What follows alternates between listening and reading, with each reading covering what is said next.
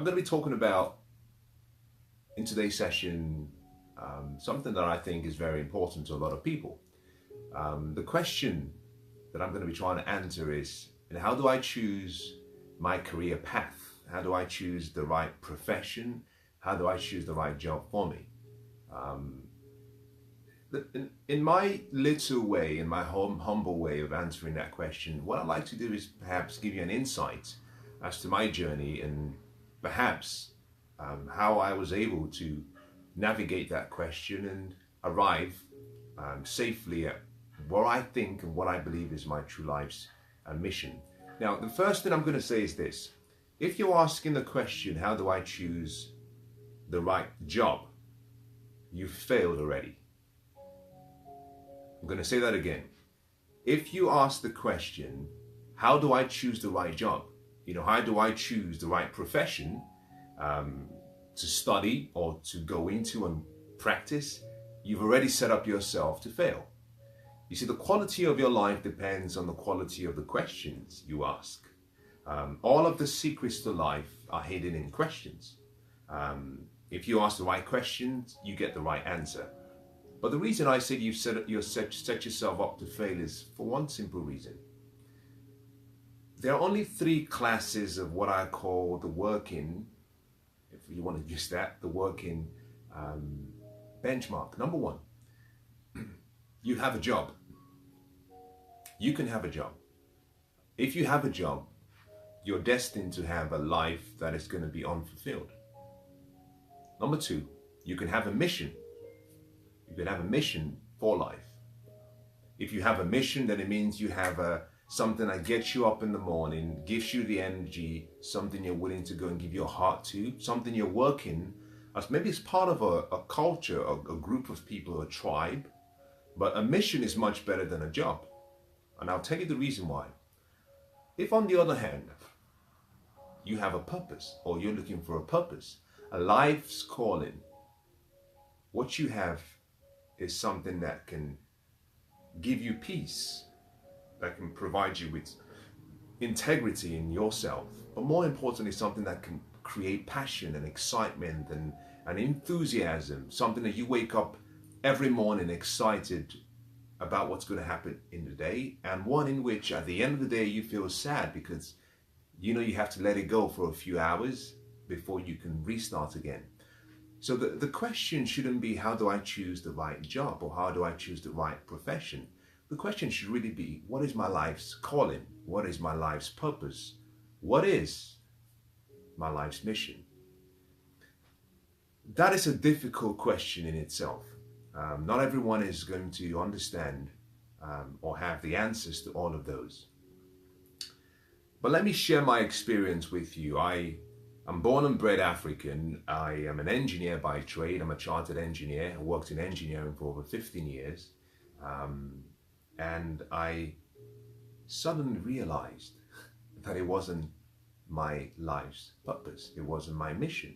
I loved engineering. It was you might call it my first love.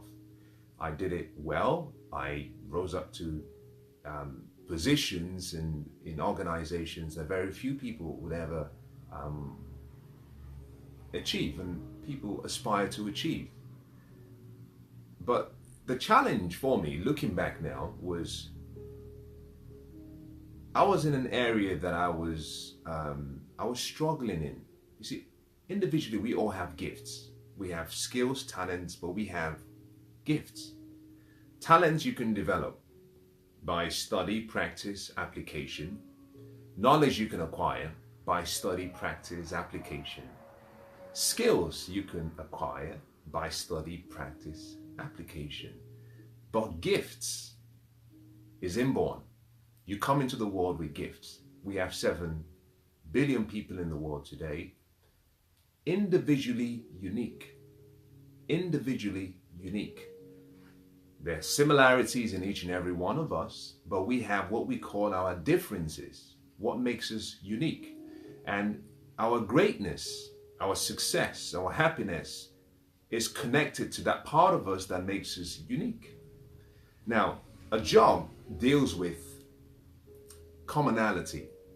A lot of people perhaps apply to be a doctor, to be an engineer, to be a physician, to be an accountant.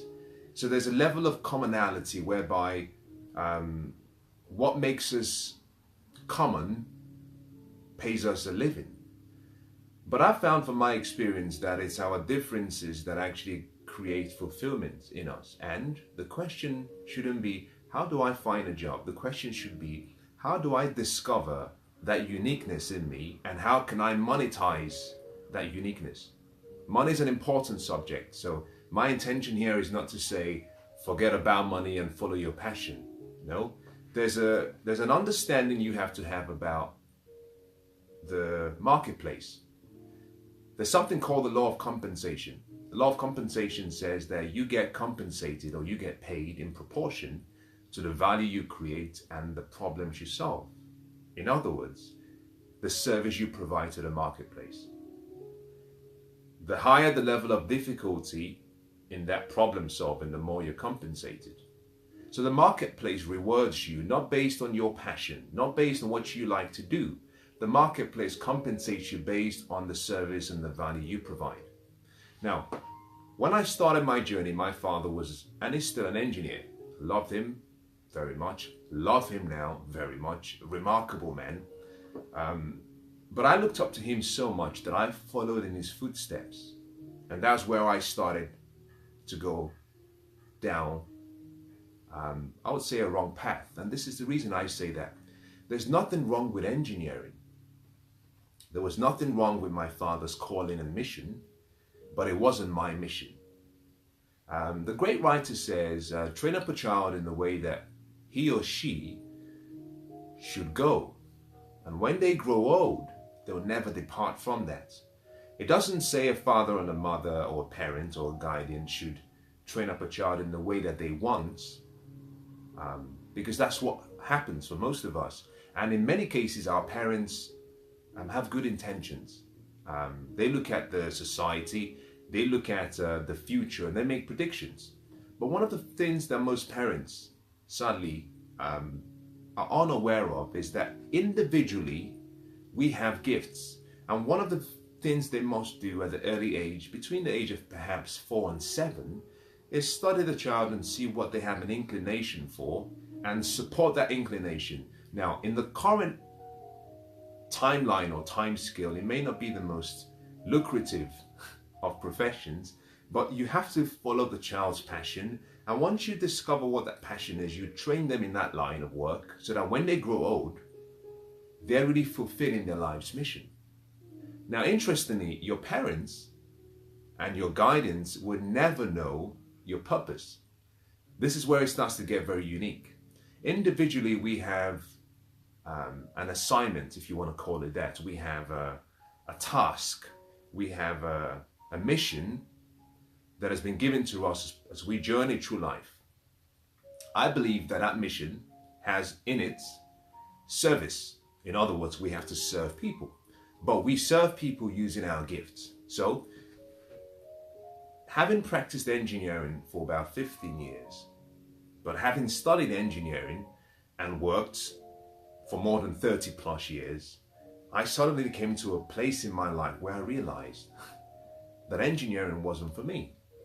So I had given up about a third of my life, if you want to perhaps use that age categorization. I've given up a third of my life to something that I wasn't born to do.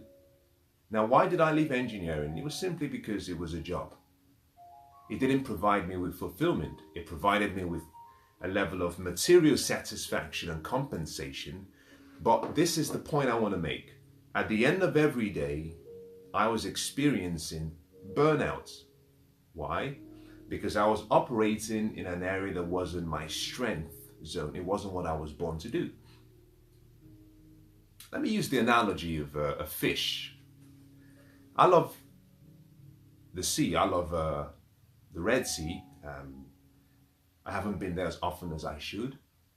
But if I think back to the last time I went there going diving, going underwater, if you snorkel or if you go deep sea diving, you see a lot of beautiful mammals underwater, extremely gorgeous. Now, if you were to just use a fish as an example, a fish is designed and created to be in water. If you pull out a fish from the sea or pull out a fish from water and just hold it for a few seconds or for a few minutes, you start to see the fish struggle. It's gasping for air. If you let the fish just lie by the side of the road, it looks incredibly useless. It looks as though it has nothing to give. The same fish, if you put the same fish back in water, you can see the genius in that fish re-emerge. Now, individually, we all have a genius in us, but that genius is activated in the right environment. The fish has to be in water. If you take the fish out of water, it struggles. Let's flip it the other way around and say, let's look at a bird. You put a bird in a cage, maybe with the exception of a parrot. Put a bird in a cage and lock it up. It looks as though it has nothing to offer. It looks as though it has no uniqueness. If you let the bird free, let it fly, the genius in the bird re-emerges. When the bird is flying, you cannot hear a bird or see a bird saying, I'm stressed because I'm flying. It's doing what it was created or born to do.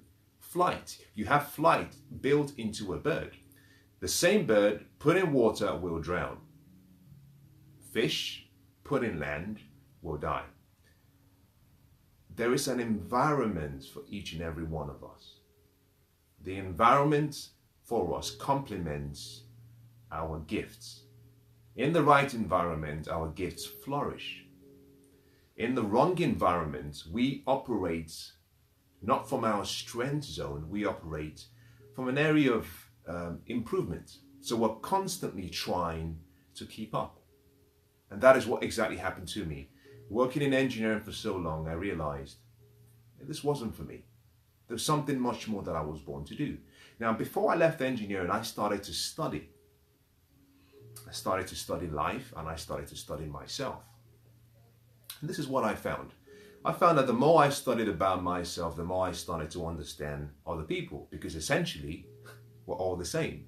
Individualized and unique with various gifts, but we're essentially at the core, we're essentially the same. And so I started to recognize that there was something different about me. It didn't make me better than anyone else, but it just made me different. And I found, looking back for a number of years, that I was trying to be a good replica to someone that I wasn't born to be. That all I had to do was make a decision to be the original person that I was created to be. As a matter of fact, the best gift you can give the world is just be yourself, be you, and push towards your potential. So in making a decision about what career path to follow, I have to ask you a question. Are you looking for a job? Are you looking for a mission? Are you looking for a purpose? Because each of those will give you different levels of fulfillment. I can guarantee you one thing, a job will not create fulfillment. It would only give you artificial fulfillment. True fulfillment comes as a result of integrity. Now, if you've found and if you've met someone living their true life's mission and purpose, they don't consider work as work. It's simply an extension of their passion. They go into an area, a place, a location, and they're doing what they were born to do. A fish swimming in water doesn't say, I'm tired, I'm exhausted, I'm stressed, I need work-life balance, because the fish is doing what it was born to do. A bird flying in the air doesn't say, I'm exhausted of flying, I don't enjoy flying, I need a sabbatical leave, I need some time off for a few years. A bird cannot say that, and the reason is because it's doing what it was born to do. It has all the potential within itself to do what it's doing. You and I individually have unique gifts and talents. So my first recommendation to you is, don't focus on the job. Don't even focus on the mission. Don't even focus on the purpose. Focus on yourself.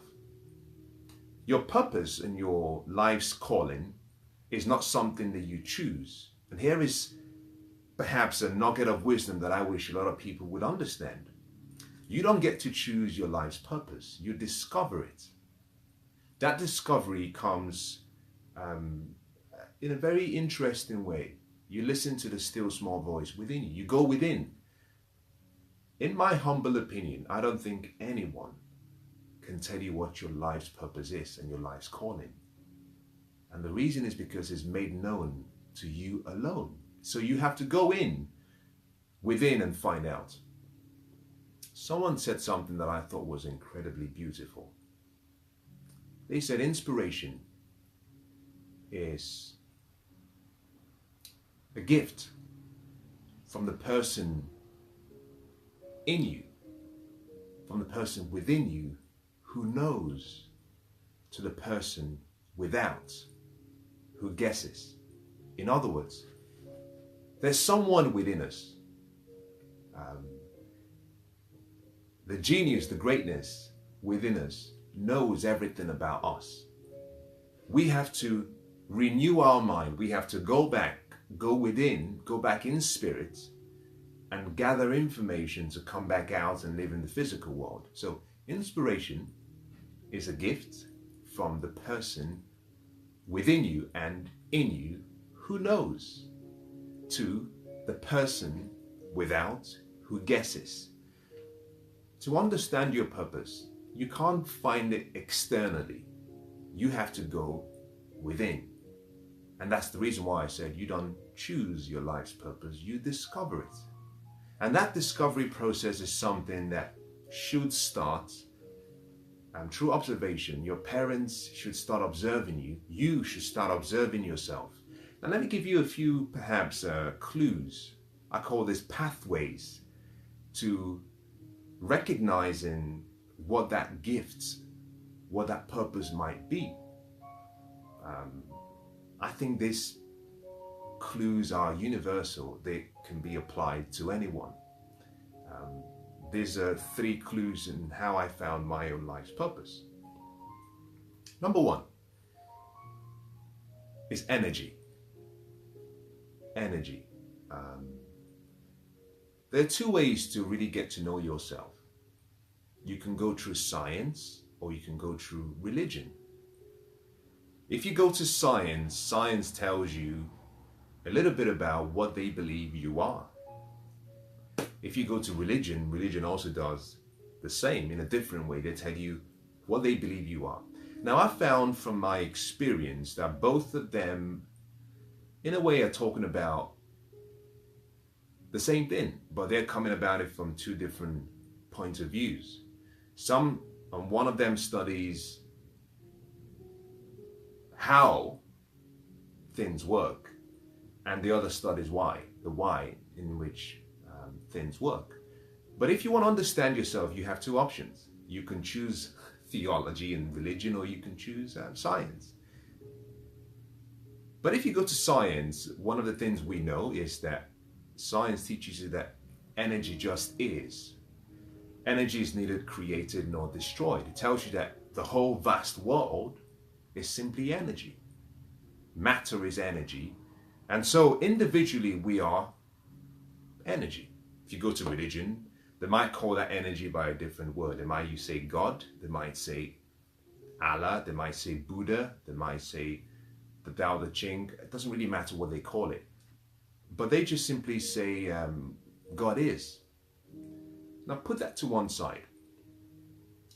Energy is simply the purest form of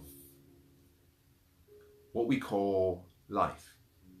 And so in discovering your purpose, one of the key things that helps is you recognizing a change in your energy level. I'll give you a good example of what I mean by this. There's something that you do that when you do it, the energy in you is renewed and replenished.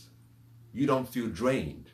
Physically, you might feel a little bit tired, but what you find is that at the mental and the spiritual level of your consciousness and at the physical level of your consciousness, your energy is renewed.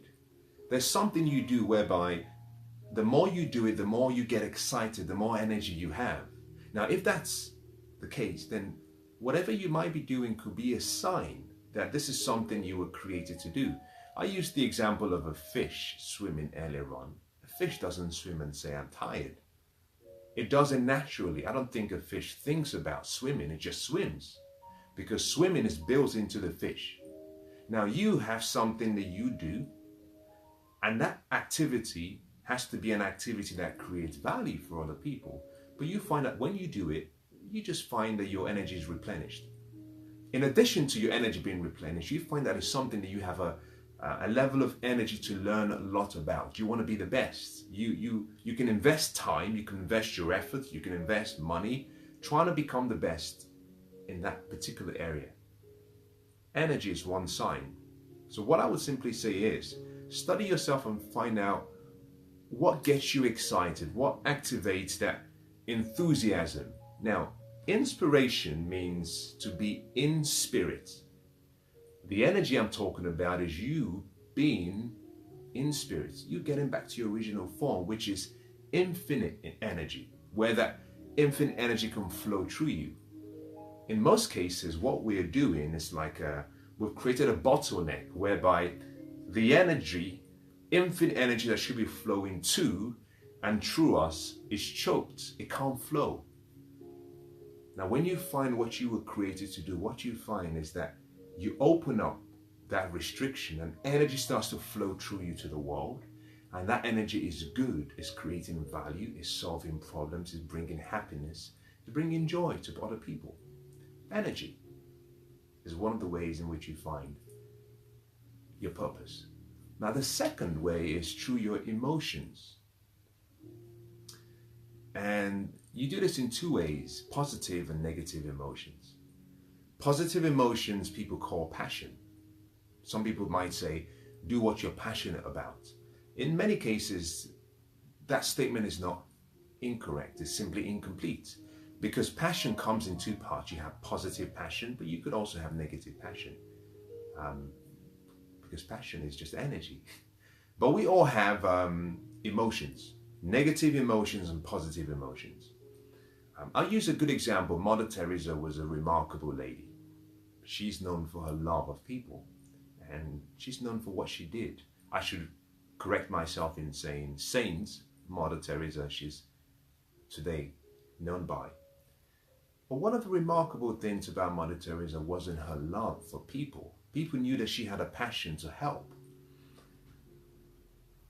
But it wasn't Mother Teresa's passion that enabled her to make a difference to the world.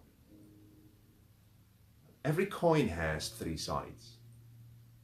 You have the heads, you have the tail, but you also have the edge. Now, intelligence can be found in being able to hold two opposing ideas in the mind at the same time and still retain the ability to function. So, in trying to discover your purpose using your emotions, you must be able to hold a negative emotion and a positive emotion at the same time and still retain the ability to function. Now, in Mother Teresa's case, she had a positive emotion of love, caring, gentleness, peace, but also she had a negative emotion. She had this pain that she felt, this level of hatred that she had towards seeing people suffer. It was her anger, it was the pain, it was that frustration about seeing people suffer that led her to make a difference. She loved people, yes, but she just couldn't stand seeing people suffer, especially poor people. So you and I have emotions. To discover your purpose using your emotions, you have to recognize the negative part of that emotion and the positive. You can love something, but also you can hate not having it. So both are important. Now, why am I explaining this in some detail? The reason I explain this in some detail is most people think it's just about finding what you love to do. That is all well and good. But individually, we're here to serve one another. Our journey through life is meant to be an experience for us, but also we're meant to be living something for people and in people when we're done. For that to happen, your emotions must go beyond you doing what you love to do. It also has to go towards you trying to create a change in the world. whereby you see something that you just have to change. You just have to correct. You have to invest your time and effort and create a better life for people, generations to come. Now, part of that process will mean that although you love doing it, although it brings you excitement, it would also mean that you cannot live without doing it. Because not doing it would mean that you've robbed the generations to come of the service that they expected of you. So in discovering your purpose, ask yourself a simple question. What do I love to do? But more importantly, what would I want to see change in the world? What difference would I want to make? What do I want to create to make life better for the generations to come? The next time you walk past a tree on the side of the road, I want you to just stop and, as you stand under the shade of the tree, ask yourself the question. Would this tree have been here had someone not thought about planting this tree? And probably they even had the same thoughts in mind. I want to put a tree here so that when people walk down, there's some shade or there's some fruits. Your gifts are important, and that's what I'm going to talk about next, but it's not just for you. So we've talked about energy, we've talked about emotions, and the final thing I want to talk about is your gifts. I started this session talking about the uniqueness in each and every one of us, that we all have gifts. And these gifts come with us at birth. It's not something we choose. It's something that we discover about ourselves. Those gifts we have are like fruits on a tree. A tree, an orange tree, for example, produces orange fruits. But the tree does not eat the fruits. Similarly, your gifts are not for you alone. Your gifts are really for the world, and the world is drawn to your gifts.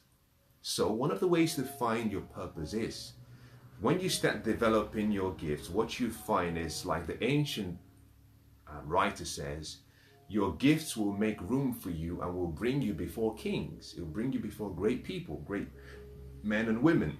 You'll find that your gifts become recognizable to other people. People start talking about something that you do and you do well.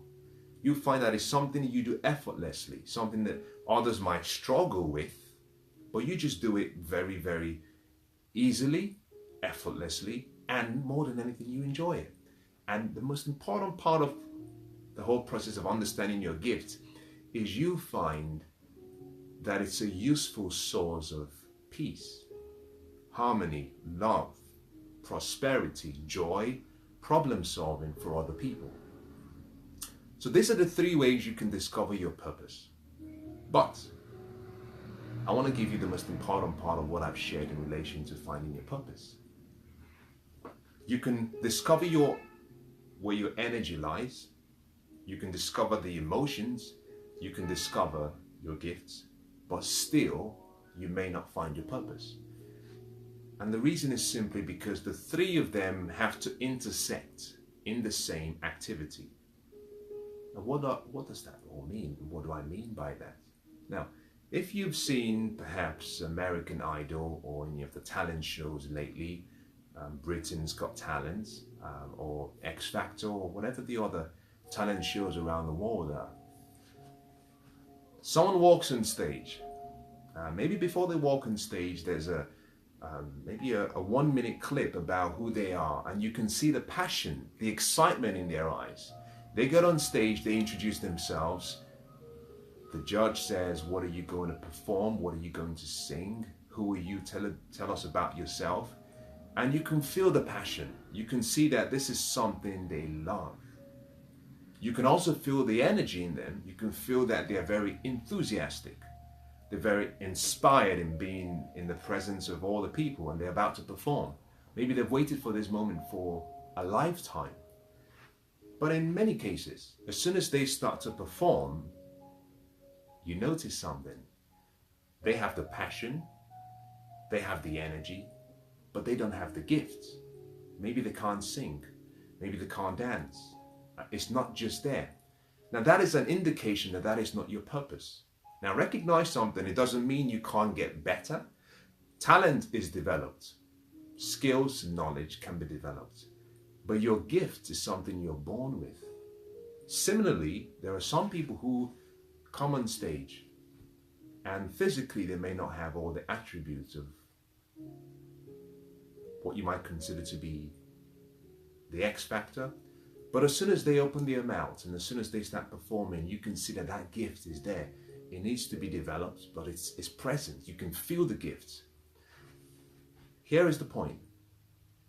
In order to find your purpose, you have to find that one thing whereby you find that you're gifted to do it. You need to be developed. You find you have a lot of energy, something you're passionate about, you want to learn about, you want to study, you want to be the best, you want to devote your time and your life towards it, but also something that you have a love for and something that you know by doing that you create value for the world to come. And that's how you find your purpose. Now let's bring this back to how we started. The question was, how do I choose my professional career? How do I choose a career path? Here is my recommendation. Let your focus be less about what to do. So change the question. I would say reframe the question and ask yourself something different. The question shouldn't be how do I find my career path and how do I choose it? Ask yourself this question instead. 100 years from today and 100 years after I'm gone, preferably, how would I want to be remembered? See, now what you're talking about is legacy as opposed to profession and a job. When you think about a job and a profession, you're thinking about yourself. You're thinking about what can I get?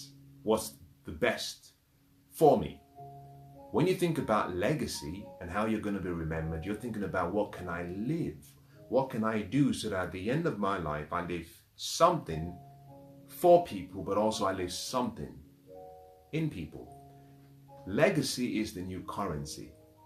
And that is what your focus should be on. When you find your purpose, it pushes you towards your legacy. It forms and it shapes your legacy. But more importantly, when you find your purpose, you find greatness. You find your genius within you. And that greatness and genius within you leads you towards living a legacy. In 2009, I believe, Bronnie Ware, she was a nurse and she wrote a remarkable book called The Secrets of the Dying. Now in the book, she captures some of her experiences with some of the terminally ill patients. And she had the courage to ask them, what would you have changed if you had to live your life all over again? And she found that there was a common theme, a common thread amongst all the stories. And the most reoccurring regret, should I use that word, was, I wish I had the courage to have lived the life I should have lived. It's really powerful, very sad.